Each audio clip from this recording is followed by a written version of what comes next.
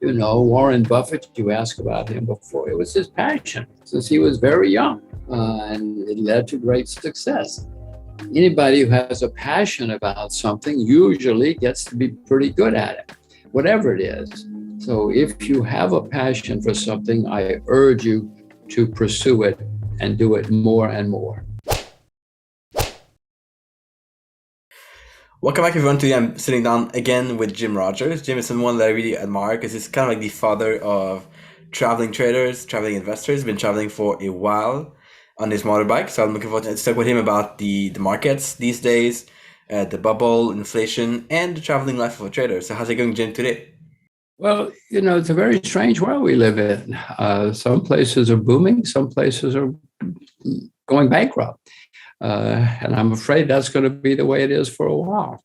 Interesting. Definitely a weird situation we're in for the past like almost 2 years now, with COVID, of course, with different things in the world. So I just want to get some background on what changed since we last spoke. We spoke 5 years ago now, 2017. So what's new in your world? What's been going on that's maybe different from back then? Well, look out the window and you'll see what's different. There's a huge worldwide virus going on, which has caused many places to close down. That presents opportunities, but it also presents problems for many people. The main problem that I see is right now we have all the governments in the world, most of them, printing huge amounts of money, which has never happened before. It's going to lead to big problems down the road. Throughout history, when you print staggering amounts of money, it's led eventually to problems. And we have never in world history had so much money printing as we have now. Interesting. So has any of your investments changed, or are you doing something different than back then, or are you still doing the same routine, the same things you look at on a daily basis? Well, all this money printing, I have had more commodity investing, let's put it that way, because of the money printing throughout history. When you print a lot of money, it has led to inflation, and inflation means higher prices, which means commodities will go up. And as I look around the world, I mean, you can see that bonds are definitely a bubble. Bonds have never been this expensive in world history. Property in many countries is a bubble. You go to Korea or New Zealand, many places, it's a bubble. Stocks are beginning to form bubbles in many places. I mean, Apple goes up every day, 10 cent, things like that. The only things that are still down are commodities. I mean, silver is down 60% from its all-time high. Sugar's down 60%. Those are not bubble numbers when you talk about things that are down 60%. So commodities are the cheapest place, and I've invested more in agriculture and other commodities in the last year or so. Even in Asia these days, the market seems to be overpriced, especially like the property market, the real estate. In places like even Thailand, where it's been cheap for many years, it's like really expensive now. So, what do you think that's heading? Of course, bubbles are ending in crash usually. So, what do you think is happening there? Well, eventually, two things will happen. One, things will just get so overpriced, there won't be anybody left to buy, and then they start selling, and then there's nobody left to buy, and the prices go down a lot. But also, interest rates will go higher. Eventually, interest rates have never been this low in world history. So, when interest rates start going higher, a lot of people are going to have to sell. There are always some people are overextended, and when they start having to sell, it usually crescendos, and then you have a big bear market. I'm sure the next bear market we have will be the worst in my lifetime. We had a big bear market in 2008 because of too much debt. Well, since 2008, I mean, the debt has skyrocketed everywhere. We've never seen so much debt. So the next bear market has to be the worst in my lifetime because of all this debt. In case of a big crash like this, what do you think is going to be the opportunity? Is it going to be in commodities, or how do you think investors or traders can benefit from this? Well, as I said, when there's inflation, prices go up. And if you own the things that go up in price, whether it's sugar or silver or whatever, you usually will make money, or you certainly will protect yourself. So the best opportunities I see are in real assets. Also, though, whenever you have a big disaster, it usually leads to opportunities. For instance, right now, travel and tourism and entertainment are all demolished in many countries, and there are probably opportunities there developing for, I mean, I bought Chinese wine stocks recently because people stopped going out. They stopped going to restaurants, stopped going to bars. So maybe there's an opportunity there. Often when there is a disaster, it does lead to an opportunity. Interesting. So that's actually something that people can look at in terms of markets to trade. Do you feel like some markets are better than others, or is it still in stocks it should be, or in different markets? Well, I said bonds are the biggest bubble they've ever been. That's not an opportunity. Commodities are very cheap. Silver's down 60%. Didn't you hear what I said? This is an opportunity. Bonds are not an opportunity. Maybe I'm not making myself clear. Some markets are certainly great opportunities, some are not. But for a lot of people, it's like the idea is being able to go against the big markets where everyone is going now, like the crypto market where people are going in like every single day more and more. So being able to go against that basically is the hard thing for a lot of people. Well, I am not selling anything yet, and I'm not selling short anything yet. I see bubbles starting to develop, but at the moment, it doesn't look like we're in enough of a bubble, maybe bonds, but nothing else for me to sell short yet. Many stocks in the US, which is the biggest market, are not up a lot. Some are in a clear bubble, but many stocks this year are down, or last year were down in 2021. So it's not a full-fledged bubble yet, but it looks like it's going to develop into a full-fledged bubble, at which point I'll have to sell and I'll start selling short. I hope I'm smart enough. This probably comes from experience for sure, but how do you know when a bubble is deep enough in the bubble stage? Do you know in advance, or how do you define this?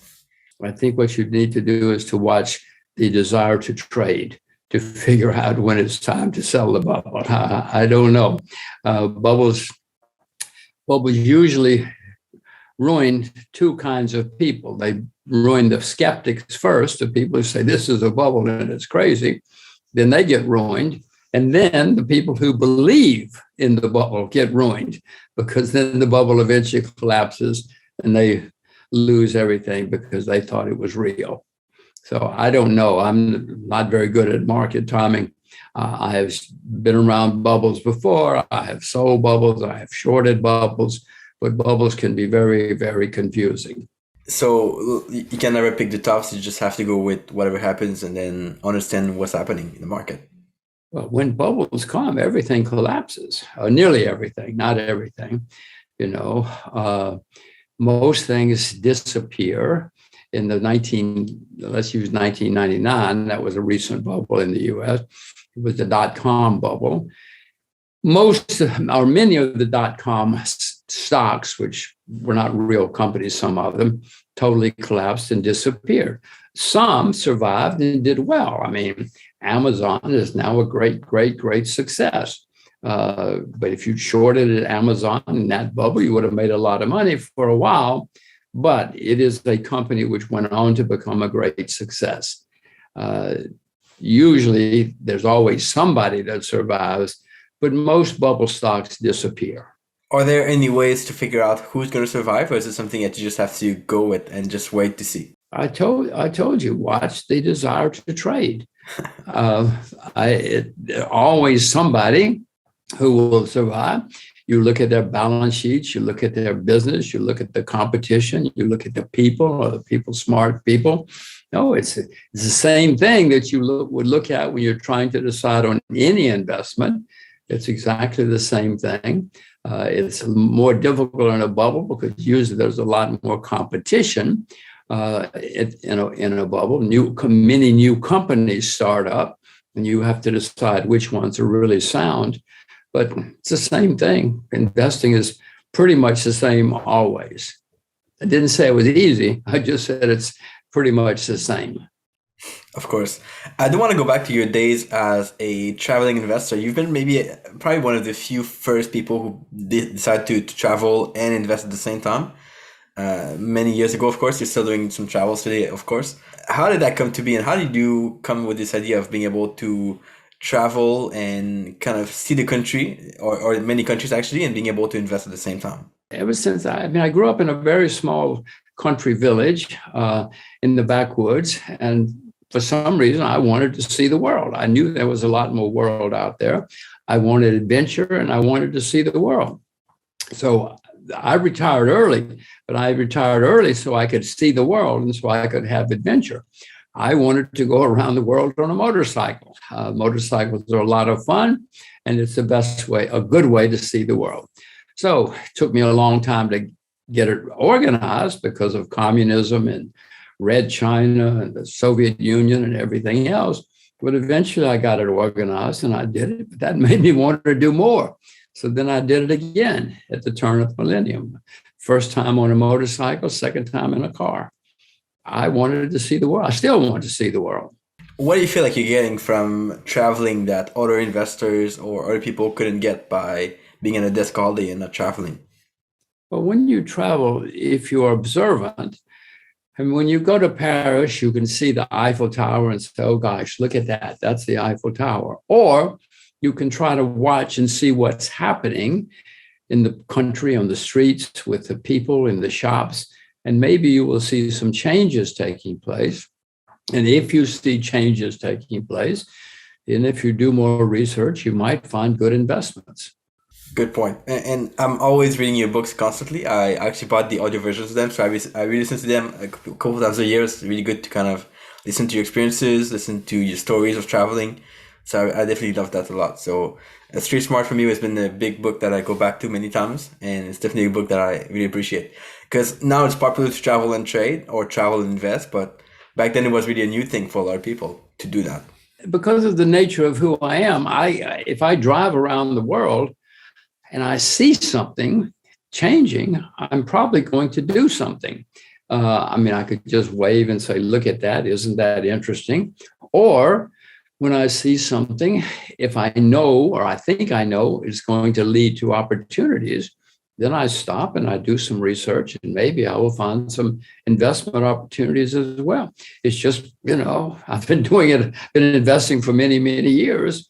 And so I know enough from experience to know when something might be an investment opportunity, and I don't just pass it by. Amazing. You're often in the news with people like Warren Buffett or people like George Soros, and you talk a lot about these investments and things, and you've been achieving a lot in terms of being able to manage funds. What do you think differentiates people like Warren Buffett, people like George Soros, people like you from the average fund manager or the people who try to manage funds but cannot really outperform the market?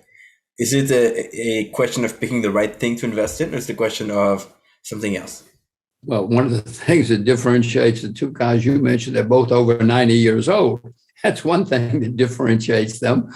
They have a lot of experience and they've learned a lot.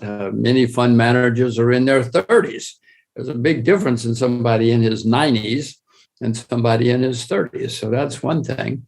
And then some people just seem to develop a sense, whether it's from experience or education or just birth, that they get things better than other people.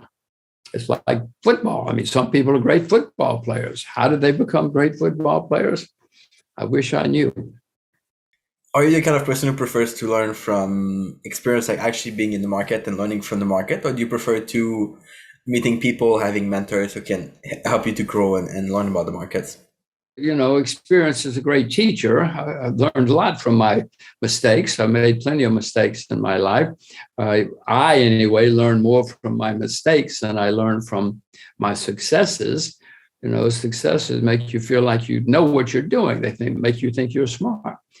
Mistakes show you that you're not smart, and you better learn from your mistakes. I have certainly made plenty of mistakes in my life, and hopefully I will continue to learn from my mistakes.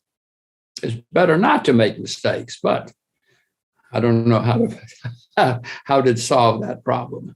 When we see a market like these days where a lot of new traders kind of come in, especially with the crypto market, with stocks, sometimes with all the apps available now, do you see this as like a red flag that new people are coming in the market, or is it something that is okay for you to see? Well, that's one advantage experience gives you. I've seen all this before, and often after a long bull market, after a few years, a lot of new people come in, often inexperienced people, often young people, and you hear them, they're all saying, oh my gosh, there's this new thing. Let me tell you about the stock market. And it's fun. And you can make a lot of money. And it's easy. It's easy. It always happens at the end of a long bull market. It's happening again. As I said, when you have experience, you know what's going. You recognize these things. And it always ends very badly. Every big bull market that turns into a bubble with lots of new, inexperienced players, it always ends badly, always has throughout history. And this one will end badly too. So I think a big difference is about being able to understand that a bubble is coming and then being able to know where to go when the bubble is coming. Like you mentioned, commodity is a good place and other good things you can look at for sure. But I think a lot of people don't hope or don't expect a bubble anytime soon. And that's a big problem. I know that. And when people start saying to you, this time it is different, you get very worried because they always start saying, this is not going to be, this is not a bubble. You do not understand. This time it is different. When you hear the words, this time it is different, you should be very worried. And when people say, this is not a bubble, you get very worried. When a bubble affects like a specific market, let's say the US market, is it going to affect all the world at the same time? Or are there some places that are going to be less affected by it and we'll still go on a day-to-day without any big differences?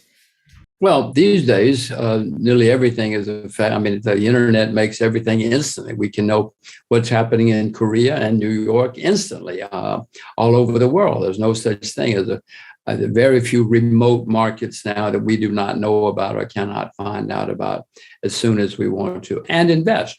We can invest in many markets and in many industries almost immediately because of the internet. However, there's a difference in information and in judgment.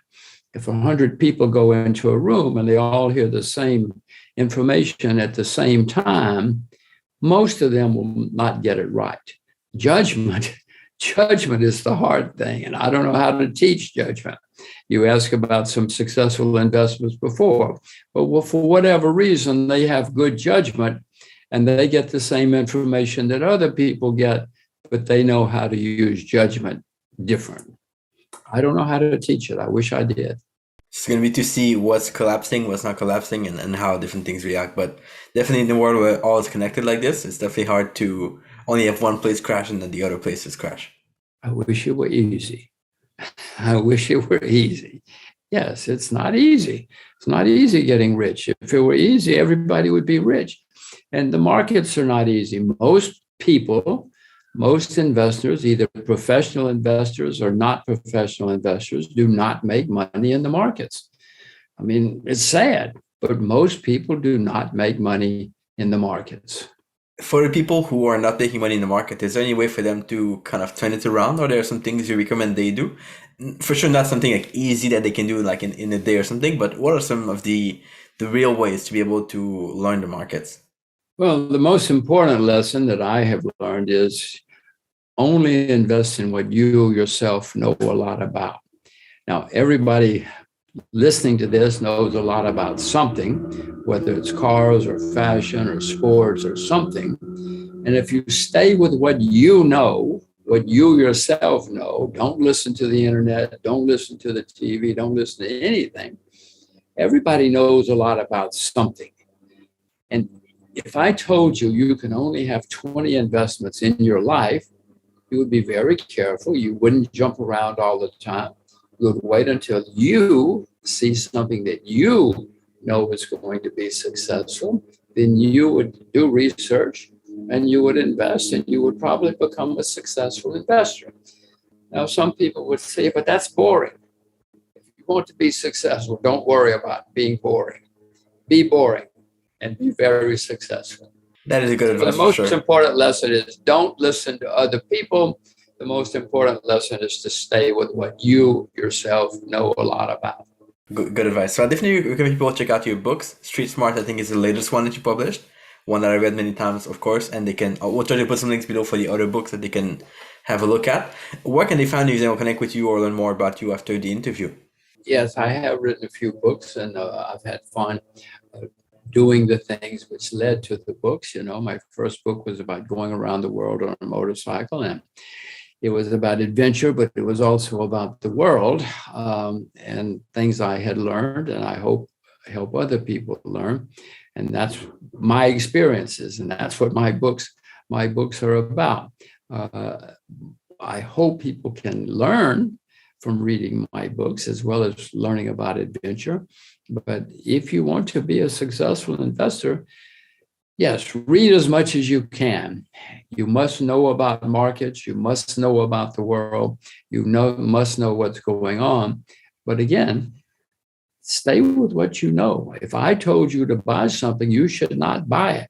Maybe you should go and do some research. Maybe you should learn about it. But do not buy something based on what I or anybody else says unless you yourself know a lot about it. I know people don't want to hear that.